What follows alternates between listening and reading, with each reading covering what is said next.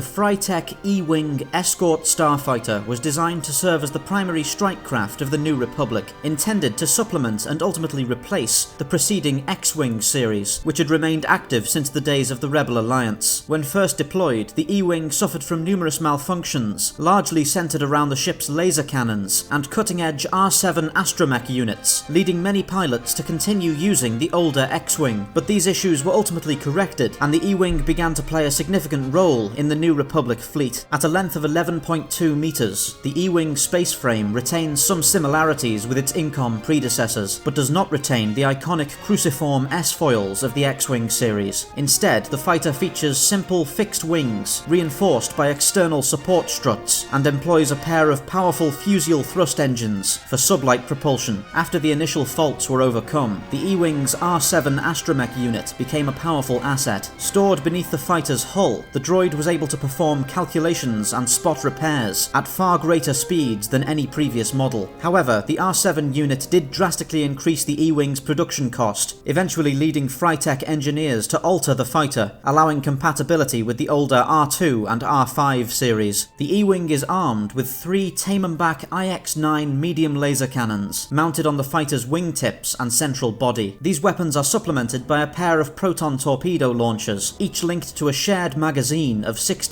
warheads. The E-Wing's aerodynamic frame made the fighter exceptional in atmospheric flight, but unlike the X-Wing, the ship's weapons were not held at a distance from the sublight engines, which could sometimes lead to overheating issues in extended combat. The E-Wing is highly maneuverable, able to match even the TIE Interceptor in combat, and the fighter's Class 1 hyperdrive allows for extended reconnaissance missions and rapid strategic redeployment. As part of a larger force, the E-Wing fills a versatile mid-range strike role, often able to act as a light torpedo bomber should the situation demand it. In spite of the design's initial faults and malfunctions, the Frytek E-Wing ultimately became one of the most effective combat fighters of its time, seeing widespread service across numerous conflicts, from the Black Fleet Crisis through the Yuuzhan Vong War and Second Galactic Civil War. Though the fighter never achieved the same popularity and renown as the Incom X-Wing, the E-Wing still made a substantial mark on galactic history across the course of its long and successful career.